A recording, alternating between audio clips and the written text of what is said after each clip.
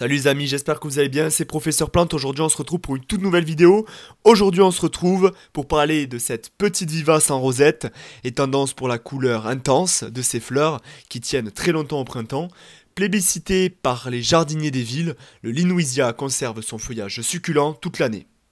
Un peu d'histoire, le genre Linuisia est originaire de l'Amérique du Nord, plus spécifiquement de l'ouest des États-Unis d'Amérique. Son nom a été pris par sa région d'origine, puisque le Linuisia cotylédon est aussi appelé le Linuisia du Sikiu, puisque cette plante a été découverte au Sikiu.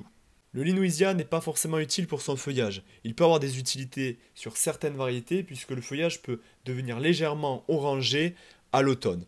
C'est surtout très intéressant au niveau de ses fleurs, puisqu'il y a une explosion florale au niveau du printemps, puisque les fleurs sont blanches, orange, rouge, rose, il y a énormément de couleurs diverses, notamment aussi des jaunes, et puis il y a certaines hybridations qui fait qu'il y a certaines fleurs qui sont panachées, donc il y a des couleurs assez exceptionnelles, et puis du coup vous pouvez vous fondre le feuillage du Linuisia au niveau de vos massifs, et au printemps vous avez un magnifique feu d'artifice qui démarre.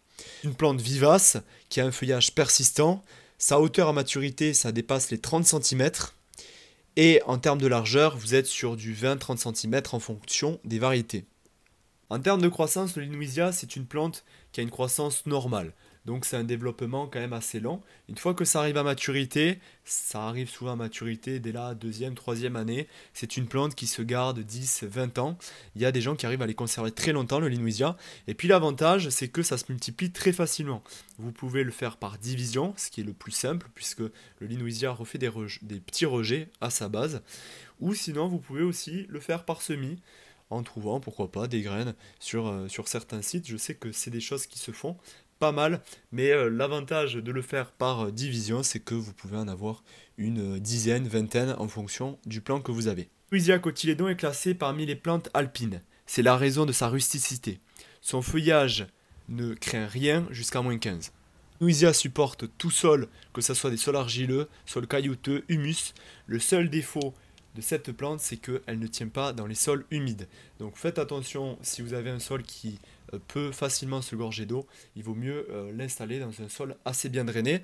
Après, il n'y a aucun problème, si vous la mettez dans un pot, vous pouvez la garder des années, ça ne demande très peu d'engrais, même quasiment pas. Ça aime les sols, si vous avez un sol qui est complètement pauvre, la plante ira très bien. En termes d'utilisation, c'est très utilisé pour les balcons, pour les terrasses, puisque c'est une plante qui s'installe très facilement, qui a besoin de très peu d'eau, puisque on s'en sert aussi notamment dans tout ce qui est rocaille, dans tout ce qui est muret, talus. C'est des choses qui ne demandent pas forcément d'arrosage, qui n'est pas arrosé tous les 4 matins, et c'est une plante qui va très bien.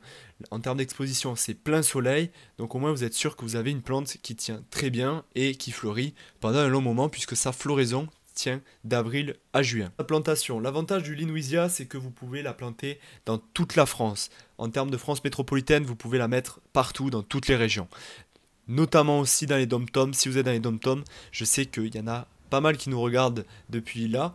Et vous pouvez aussi le mettre. Ça supporte tout climat, plein soleil, du moins 15 degrés. Je pense qu'on est... on n'est pas du tout là, en tout cas chez nous ça ne nous concerne pas du tout. Et franchement, même pour la montagne, c'est une plante qui peut très très bien se tenir, puisque en fait, quand il neige, elle va sous la neige, et donc ça permet de la conserver naturellement, et donc ça lui fait entre guillemets un voile de protection contre le froid intense, et donc ça permet de la garder des années et des années. Ces rosettes qui font comme un effet de feu d'artifice au printemps. Et pour ceux qui aiment les cactus, les succulentes, ce feuillage qui fait effet succulent et cette explosion de fleurs, c'est vrai qu'il y a très peu de succulentes qui a ce genre de floraison, puisque souvent ça fait une tige, les succulentes, ça fait pas forcément cet effet-là. Donc c'est une plante très intéressante. Trouvez ce genre de plante à partir de février dans vos jardineries, donc ça va assez vite, dès le mois de janvier, fin janvier, vous pouvez déjà en trouver dans vos jardineries, et vous pouvez la planter de mars jusqu'à mai, sans problème. Après il y a la floraison qui intervient, donc forcément, c'est pas à ce moment-là qu'on plante, puisque ça risque de perturber la floraison. Il n'y a pas besoin d'entretien, il y a zéro entretien sur le Linwisia, il n'y a même pas enlevé de tiges, de fleurs, de rien du tout, mis à part en fait quand l'ample sèche, si question esthétique vous voulez le retirer, vous pouvez, mais sinon ça demande très peu d'entretien. Si vous voyez le feuillage qui commence à sécher, c'est pas bon signe, c'est-à-dire que la plante dépérit, puisque le Linwisia ne demande zéro entretien. Le Linwisia se divise en fin d'été. En termes de maladies nuisibles et parasites, le Linwisia n'est pas forcément touché par quelque chose en particulier. Le seul truc, c'est que souvent, certaines personnes ont tendance à le mettre en véranda, et souvent en véranda, ces plantes-là se font attaquer par des pucerons, par des cochenilles, par des choses comme ça. Et au jardin, c'est souvent les mêmes choses, les limaces, escargots, qui manifestent toujours les mêmes dégâts au niveau du feuillage. J'espère que cette vidéo vous aura plu les amis, c'était Professeur Plante. N'hésitez pas à venir nous suivre sur Instagram pour voir les prochaines nouveautés qui vont arriver sur la chaîne. N'hésitez pas aussi à nous poser des commentaires et venir nous parler sur Instagram, il n'y a aucun problème, on vous répondra.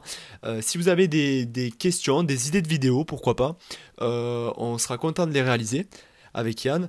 Je vous dis à la prochaine, c'était Professeur Plante, et puis bye bye.